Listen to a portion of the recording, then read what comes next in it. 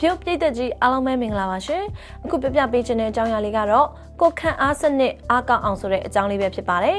ခန္ဓာကိုယ်မှာရှိတဲ့ကိုယ်ခံအားစနစ်ကောင်းမွန်နေမှသာပြင်ပကပိုးမွှားတွေ virus တွေနဲ့မှုရောဂါတွေကြောင့်တော်ရုံနေမကောင်းတာမဖြစ်ပဲကျန်းမာနေမှာဖြစ်ပါတယ်ကိုယ်ခံအားစနစ်တိုးလာအောင်ကျန်းမာရေးနဲ့ညီညွတ်တဲ့နေထိုင်စားသောက်မှုပုံစံဖြစ်ဖို့လိုပါတယ်ဘာတွေကိုလှုပ်ဆောင်တင်လဲဆိုတာကိုဒီဗီဒီယိုလေးထဲမှာပြောပြပေးသွားမှာပဲဖြစ်ပါတယ်အစားအသောက်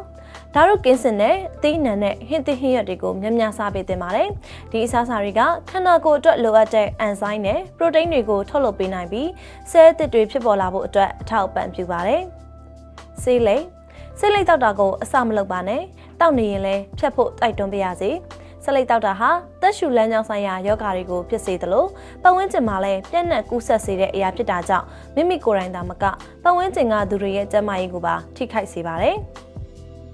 စိတ်ဖိစီးမှုကိုရှော့ချနိုင်မဲ့နည်းလမ်းကိုရှာပါအလွန်အကျွံစိတ်ဖိစီးမှုဖြစ်တာဟာကိုယ်ခံအားစနစ်ကိုဓာတ်ရိုက်ရော့ကျစေတဲ့ sympathetic ဟော်မုန်းကိုတိုးပွားစေပါတယ်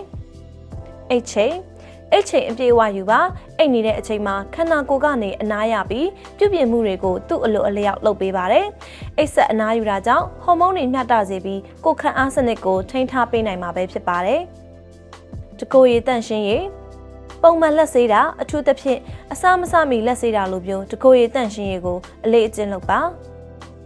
အခုပြပြပေးခဲ့တာကတော့ယောဂပိုးမွှားတွေကိုတန်ပြန်တိုက်ထုတ်ပေးနိုင်မဲ့ကိုယ်ခံအားစနစ်ကောင်းအောင်ဆိုတဲ့အကြောင်းလေးပဲဖြစ်ပါတယ်နောက်ထပ်လည်းကျန်းမာရေးနဲ့ပတ်သက်ပြီးဘလို့အကြောင်းအရာတွေကိုဆက်လက်တင်ဆက်ပေးသွားအောင်မလဲဆိုတာစောင့်မျှော်ကြည့်ရှုဖို့ဖိတ်ခေါ်လိုက်ရပါတယ်ရှင်အားလုံးကိုကျေးဇူးတင်ပါတယ်